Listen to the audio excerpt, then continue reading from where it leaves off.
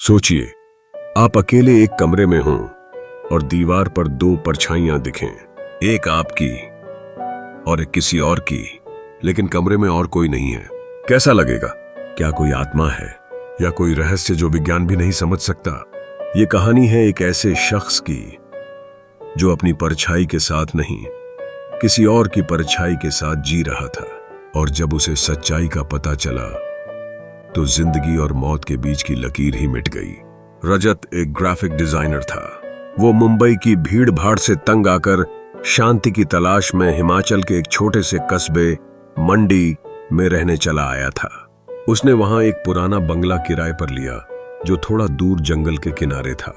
उस घर को लोग बख्तियार हाउस के नाम से जानते थे, लेकिन क्यों, ये उसे नहीं बताया गया।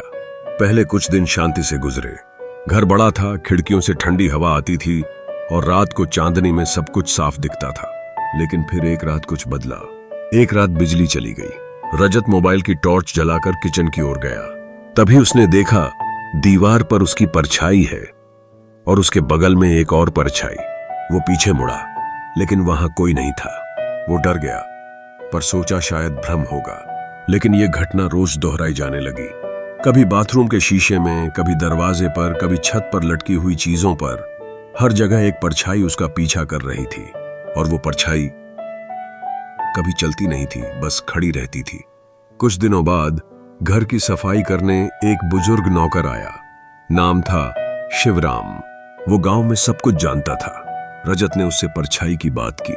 पहले तो वो चुप रहा, फिर धीरे से बोला, साहब, ये घर पहले बख्तियार नाम के एक रईस का था जो तंत्र मंत्र करता था। कहते हैं उसने अपनी परछाई को अमर कर दिया था। अब वो मर चुका है, पर उसकी परछाई अब भी यहीं है। रजत हंस पड़ा, पर अंदर से कांप रहा था। अब हालात बदतर होने लगे। रजत जब सोता तो उसे सपने में एक लंबा काला इंसान दिखता था जो उसकी ही तरह चलता था, लेकिन चेहरा अंधेरे में खोया होता। कभी कभी वो सपनों में रजत का गला दबाने लगता और रजत जागते ही पसीने से तर होता। फिर एक दिन रजत के साथ असली हादसा हुआ। उस रात बहुत तेज बारिश हो रही थी। रजत ने सब खिड़कियां बंद की और दरवाजा लॉक किया। रात करीब 1 बजे उसे टॉयलेट जाना था। जैसे ही वो उठा, उसे लगा कोई हॉल में चल रहा है। वो डरते हुए बाहर निकला। देखा मेन दरवाजा खुला हुआ था, पर लॉक अभी भी अंदर से लगा हुआ था। फिर रजत ने देखा फर्श पर गीले पैरों के निशान थे जो अंदर आ रहे थे, लेकिन बाहर जा नहीं रहे थे। रजत ने अगली रात अपने कमरे में एक सीसीटीवी कैमरा लगा दिया। सुबह उठकर जब उसने फुटेज देखा, उसकी रीढ़ में झुरझुरी दौड़ गई। वीडियो में साफ दिख रहा था। रात करीब 2:43 बजे उसके बगल में कोई बैठा था, बिना चेहरा, सिर्फ एक काली परछाई जैसी आकृति। रजत पागलों की तरह बाहर भागा। गांव के एक तांत्रिक के पास गया। तांत्रिक ने बस रजत को देखा और बोला, तू जिस घर में रहता है वहां बख्तियार की परछाई तुझसे जुड़ चुकी है। वो अब तेरे साथ है, तेरे पीछे नहीं, तेरे अंदर है। रजत हैरान था, अंदर कैसे? बख्तियार ने मरने से पहले ऐसा तंत्र किया था जिससे उसकी परछाई उसकी मौत के बाद एक जीवित इंसान की परछाई में मिल जाए, और अब वो तुझ में है। तांत्रिक ने उपाय बताया। रजत को 3 रातें बिना किसी डर और बिना आईने या परछाई देखे उस घर में अकेले बितानी होंगी। अगर वो डर गया तो बख्तियार की आत्मा हमेशा के लिए उसकी बन जाएगी। रजत ने हिम्मत दिखाई।